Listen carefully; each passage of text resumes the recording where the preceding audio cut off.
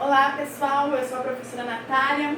Estamos aqui para mais uma revisão. Vamos resolver mais alguns exercícios do nosso livro 1, já que a prova de vocês está chegando, certo?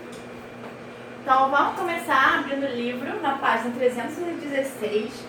Vamos resolver o número 2. Em um experimento na aula de laboratório de química, um grupo de alunos misturou no recipiente aberto à temperatura ambiente 4 substâncias diferentes. O polietileno em pó, que é um polímero, um plástico, para quem não conhece, água, etanol, que é o nosso álcool, e o grafite em pó. O que ele quer saber? Nas anotações dos alunos, consta a informação correta de que o número de fases formadas no recipiente e a ordem crescente de densidade foram respectivamente. Então ele quer saber o número de fases e a ordem crescente de densidade, certo? Então a primeira coisa que a gente tem que fazer é imaginar como vai ficar essa mistura, ok? Logo de cara, o que a gente percebe? Que a água e o etanol, elas se misturam formando uma mistura homogênea, formando uma solução, certo? Como a gente tem aqui. E sempre que eu tenho uma mistura, a gente vai ter que calcular qual é a densidade dessa mistura, porque ela vai ser sempre diferente das densidades dos seus componentes, certo? Então, como é que a gente calcula? A gente vai ver aqui no próximo slide. Essa aqui é a fórmula para encontrar a densidade de uma solução, ok? E para ela, aqui eu coloquei a porcentagem em massa do soluto ou do solvente. Mas a gente pode tanto usar a porcentagem em massa como a porcentagem do volume. Então, se vocês quiserem reescrever essa fórmula aqui, utilizando porcentagem em volume de soluto e em volume de solvente, vocês podem também, tá? Eu botei aqui só para vocês saberem que vocês podem utilizar dos dois jeitos. Mas no nosso caso aqui, no nosso exercício, a gente está tendo o volume de etanol na tabela e o volume de água, então a gente vai usar a porcentagem em volume, ok? E como é que a gente calcula a porcentagem? A gente vai pegar o volume do soluto dividido pelo volume total da minha mistura. Se fosse em massa, a gente ia pegar a massa do soluto, dividir pela massa total da mistura. E a mesma coisa para o solvente. Volume do solvente dividido pelo volume total da minha mistura, ok? Então vamos calcular lá. O meu soluto, nessa questão, é o álcool, porque ele está em menor quantidade. Sempre o soluto é quem está em menor quantidade. E lá na tabela a gente vê que a gente usou 5 ml de etanol. Então o volume do etanol, o volume do soluto, 5 ml, certo? E o volume total da mistura, 5 ml de etanol mais 20 de água, então 25. Calculando aí, a gente vai achar 0,25, ou seja, 25%. Só que é importante vocês lembrarem que a gente sempre vai utilizar aqui a minha porcentagem em números decimais. Isso é muito importante, tá? Senão o valor de vocês vai dar errado. E se aqui eu tenho 25% de soluto, logicamente para completar 100 eu vou ter 75% de solvente. Mas vamos calcular para conferir. O meu volume de solvente é de 20 ml e o volume total é 25, certo?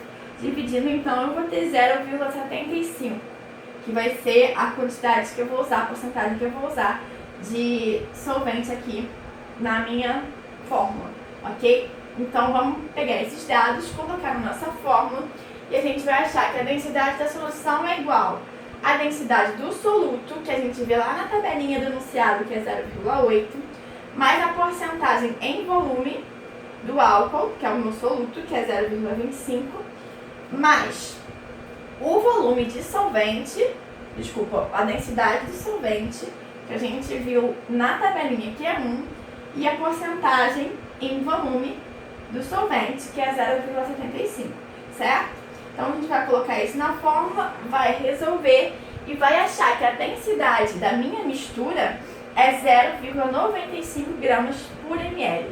Então, 0,95. Esse valor, ele é maior do que a densidade do polietileno e é menor do que a densidade do grafite, certo? Então, o grafite, que é o mais denso de todos, ele vai ficar submerso, ele vai vir para o fundo. O mais denso sempre vai para o fundo, certo? E o polietileno, que é o menos denso de todos, ele vai ficar aqui, como sobrenadante, certo? Então, qual vai ser a minha resposta? Eu tô vendo aqui que eu tenho 3 fases, certo? Então, eu fico entre a letra B e a letra C. E ele tem a ordem crescente de densidade, da menor para maior. O menos denso, então, é o polietileno, densidade 0,9. Depois é a minha mistura.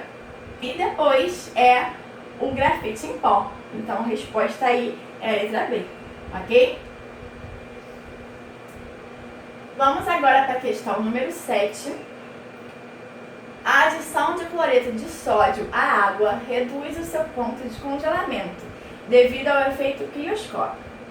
A presença de 23,3 gramas de NaCl na água, de 23,3% de NaCl na água, pode reduzir o seu ponto de congelamento em menos 21,1 graus Celsius, formando entre ambos uma mistura eutética. Se cloreto de sódio sólido for adicionado ao gelo acima desta temperatura, parte desse gelo se fundirá e ocorrerá a dissolução do sal adicionado. Se mais sal for adicionado, o gelo continuará a fundir. Essa é uma prática comum utilizada para remover o gelo das ruas nas cidades em que neva no inverno. Assinale a alternativa na qual a curva de aquecimento da mistura eutética citada acima está corretamente representada. Para essa questão, para a pergunta dele, este enunciado ele não está dizendo nada, na verdade, porque ele não diz o que é uma mistura eutética. O que ele está dizendo aqui nesse enunciado? Ele está falando sobre crioscopia. O que é isso? É o abaixamento do ponto de fusão. Sempre que você adiciona um soluto, no caso o sal, um soluto não volátil, em um solvente, você diminui o ponto de fusão dele e você aumenta o ponto de ebulição, que aí seria o aumento do ponto de ebulição, certo? Mas isso não é importante aqui para a nossa pergunta, porque ele quer saber qual é o gráfico que representa aqui uma mistura eutética. Então, dentre estes gráficos aqui, a gente tem que analisar. A gente viu anteriormente, nas outras aulas de revisão, que uma mistura eutética, ela se comporta como uma substância pura durante a fusão, durante a passagem do estado sólido para o estado líquido, certo? E o que isso quer dizer? Que durante a fusão, a temperatura fica constante. E a gente pode enxergar isso na letra B e na letra A, certo? Porém, na letra A, a gente tem também a ebulição constante, ok? Então, isso aqui só ocorre em substâncias puras, certo? Na mistura eutética, que é a letra B, a fusão se comporta como uma substância pura, mas a ebulição ocorre no aumento de temperatura, assim como uma mistura comum, que é o caso aqui da letra D, que tanto a fusão quanto a ebulição continua ocorrendo no aumento de temperatura, certo? Na letra E, a gente tem o exemplo de uma mistura azeotrópica, em que a fusão se comporta como uma substância pura, na fusão a temperatura continua constante, e a letra C a gente não tem nada representado aqui de substâncias e misturas, ok? Então a nossa resposta certa é a letra B, certo? Ok? Então vamos para a página 332. Considerando que o petróleo, ao ser extraído das profundezas do mar, vem misturado com água e areia, podemos nos afirmar que, então temos uma mistura de petróleo, água e areia. Primeira alternativa. Por causa da elevada viscosidade do petróleo, esse sistema é homogêneo.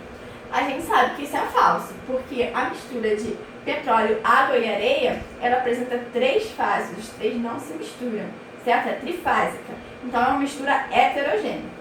Então essa primeira é falsa, certo? Segundo, a areia pode ser separada dos outros 2 constituintes por filtração. A gente viu nas aulas de revisão que quando a gente tem uma mistura heterogênea formada por líquido e sólido, que é o nosso caso, a gente pode fazer a filtração sim. Filtrar como se fosse um filtro de café mesmo, certo? Então essa aí é verdadeira. Terceira alternativa. Petróleo e água sob forte agitação formam uma emulsão com microgotículas de água dispersas no petróleo. Vocês podem fazer um experimento aí em casa, só para vocês entenderem o que é uma emulsão.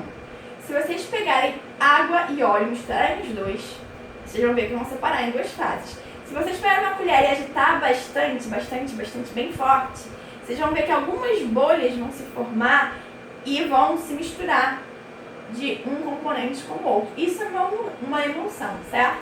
Depois elas voltam a se separar, se você deixar em repouso, certo? O que acontece? Quanto mais forte a agitação, maior vai ser a emulsão formada, certo? Então isso pode acontecer sim com o petróleo e a água, ok? Então essa é verdadeira. Quarta alternativa. A separação de areia também pode ser realizada por decantação. A gente viu que para misturas heterogêneas de líquido e sólido, além da filtração, também pode ser realizada a decantação. O que é isso? A gente vai deixar em repouso esse sistema. O mais denso, que é a areia, vai para o fundo e a gente vai escoar a parte líquida, certo? Então essa é verdadeira. E a nossa última alternativa. O fato do petróleo permanecer acima da água é uma indicação de que este é mais denso. Isso é falso, porque a gente viu que o mais denso sempre fica no fundo e o menos denso fica como sobrenadante. Se ele está dizendo que o petróleo fica acima da água, quer dizer que esse petróleo é menos denso que a água. Então essa aí também é uma alternativa falsa, ok? Sobre esse petróleo e a identidade do petróleo, eu tenho mais uma coisinha para falar para vocês. O ano passado a gente teve aqui no Nordeste o vazamento de petróleo, certo? O petróleo, dependendo de onde ele é encontrado, de onde ele é formado, de quanto tempo ele ficou submerso, ficou no subsolo, ele pode ter composições diferentes. Todo o petróleo é formado predominantemente por hidrocarbonitos. Porém, alguns hidrocarbonitos são mais leves e outros são mais pesados. Então isso, de acordo com a composição do petróleo, a densidade desse petróleo também pode variar, ok? Então, a gente viu que, eu peguei aqui o print de uma notícia em que foi testado e visto que esse petróleo do vazamento ele era mais denso do que o petróleo produzido aqui no nosso país. Então, ele era mais denso que o nosso petróleo, já mostra que a composição é um pouco diferente, mas ele pode ser mais denso que a água ou não, tá? Ele é mais denso que o nosso. Será que ele era mais denso que a água? Vamos continuar lendo essa notícia aí e vocês vão ver que o seguinte, ó, em águas profundas, esse petróleo ele ficava submerso e aparecia na superfície em locais mais rasos. Ou seja, em águas profundas, se ele estava submerso, quer dizer que esse petróleo ele era mais denso do que a água. Então era um petróleo bem pesado, certo?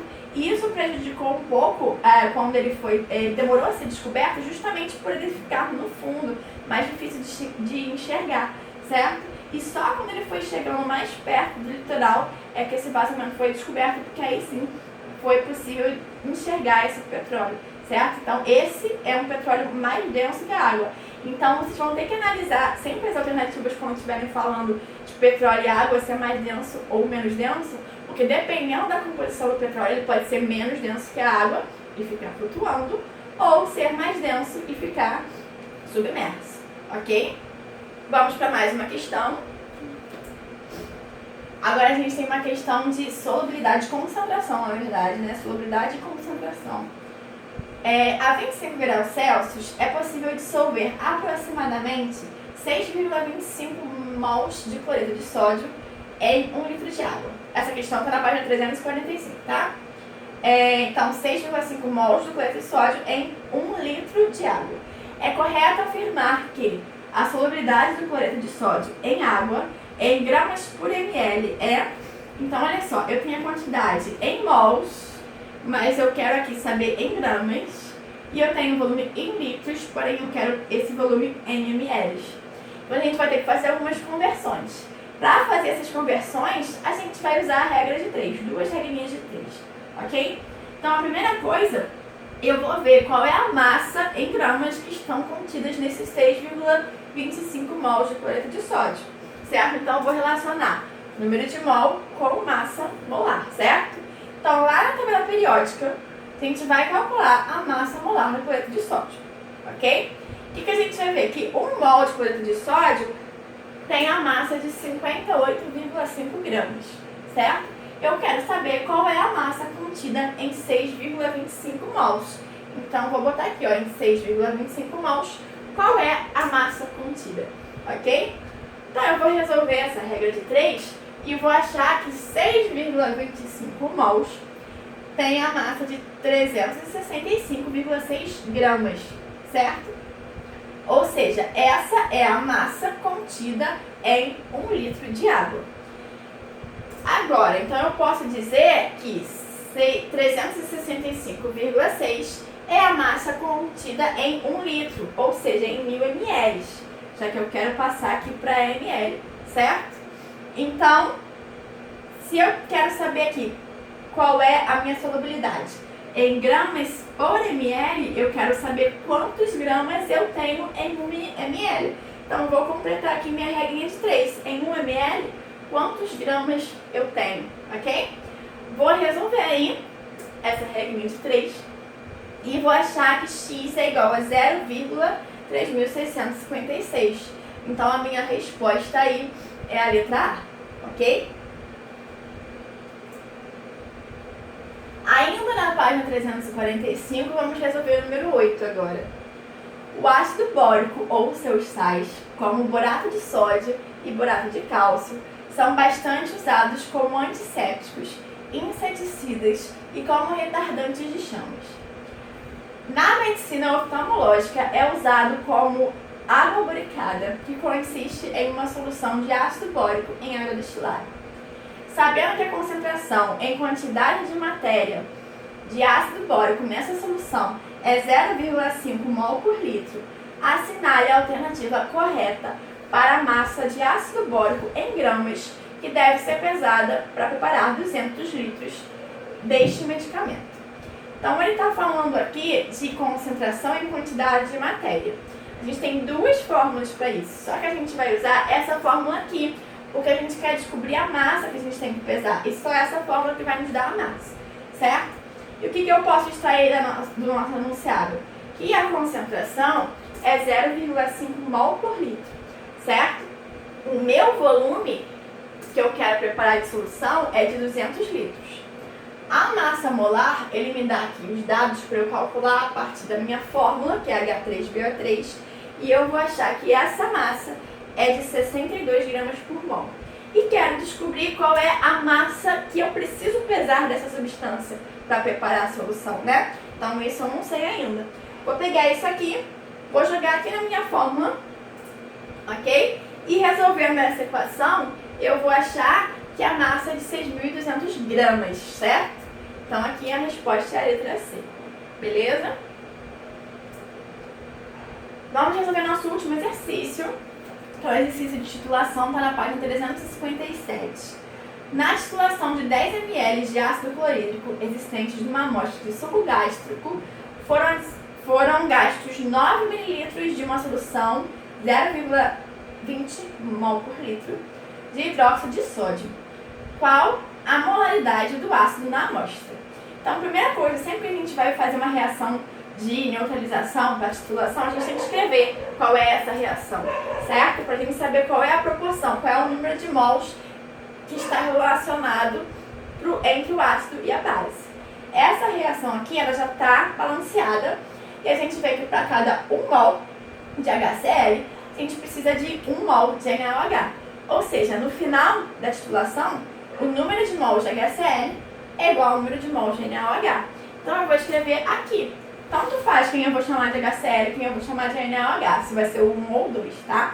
Mas lembrando que N vezes concentração molar vezes volume é igual ao número de mols. Então, aqui eu botei o número de mols de NaOH é igual ao número de mols de HCl, certo?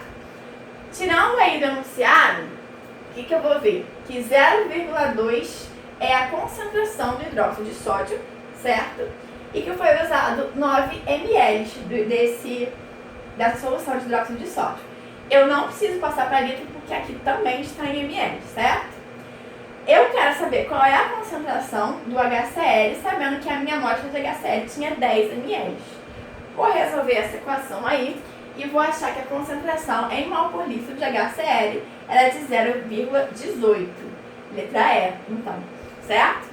Esse foi o nosso último exercício. Eu espero que vocês estejam estudando, estejam resolvendo outros exercícios além desses aqui, porque é muito importante que vocês saibam interpretar os enunciados e raciocinar para saber se é uma fórmula ou se é uma regra de 3 que vocês vão utilizar, ok? Então, até a próxima e bons estudos para vocês!